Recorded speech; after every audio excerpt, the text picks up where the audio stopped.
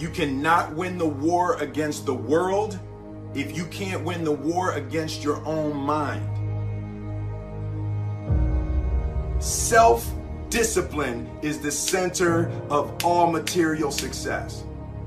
99% of people are not willing to do what it takes to make their dreams come true.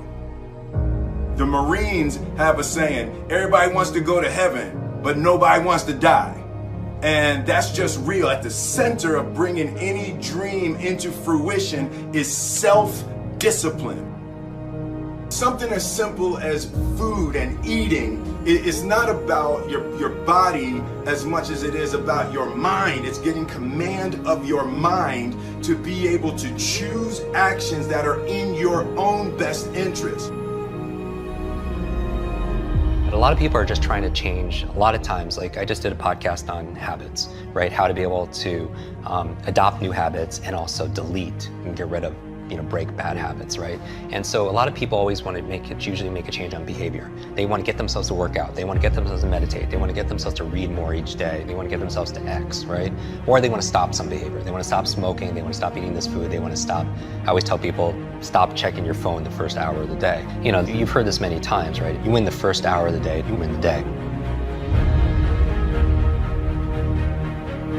Every day, we are choosing shit that's not in our own best interest, right? So if the world is attacking you and the world wants to fight you and the world's trying to hold you down, so you're gonna kick yourself in the balls?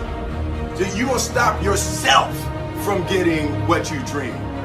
When I want to transform or transcend or make a real positive change, I'm looking at all the other areas of ourselves. So I'm looking at, for example, our environment.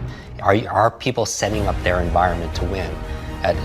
So change doesn't just happen at this level of behavior, but what you have to change the environment. So for example, if you want to stop eating a certain food, it helps to be able to have not have that food in your home, right? So you change the environment. In life, we must all suffer one of two pains: the pain of discipline or the pain of regret. I'm asking you, choose wisely. So whatever it is that you're trying to achieve in life, the critical component is getting things done, and getting things done in a systematic way.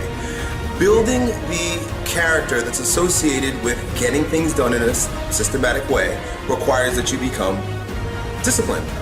And if we live a lazy, undisciplined life, and we just give in to our feelings, and we act on these emotional impulses, we're going to make very poor choices that we regret later on. We would be much better off to just discipline ourselves right now, so that later on, we don't have to carry that heavy load of regret. I think a lot of people suffer from decision-making fatigue, right? And this is very strong research saying that you can only make a certain amount of good decisions a day.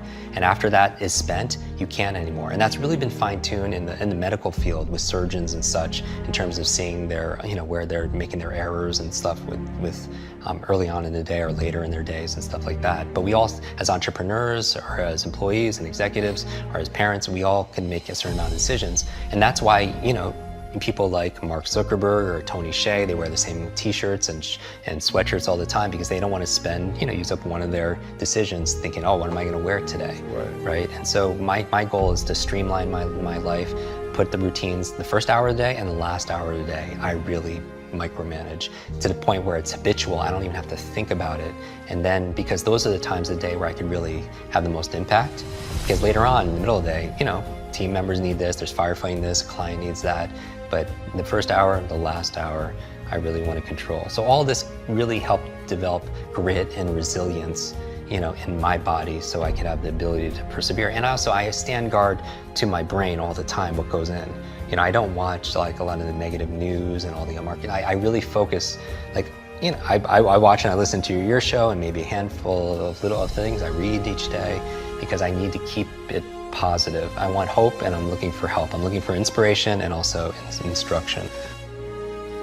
Self-discipline is the definition of self-love. When you say that you love yourself, that means that you have behavior towards yourself that is love. Like you say to yourself, hey man, look, I know you want to eat that pizza and it'll be really good, but I can't let you eat that, man, because if you eat that pizza, you're gonna feel like shit. You know, and I love you too much to let you eat that.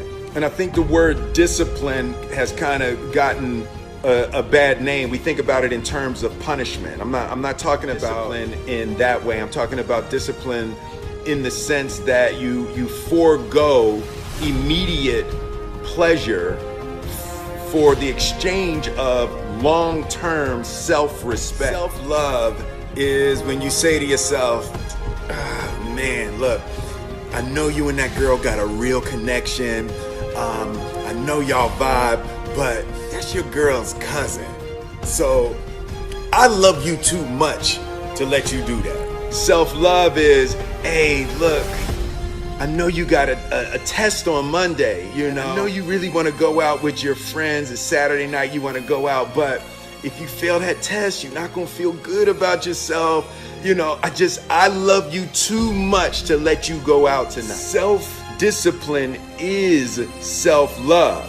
If you want to be happy, you have to love yourself, which means you have to discipline your behavior. The road to sustained happiness is through disciplining your behavior.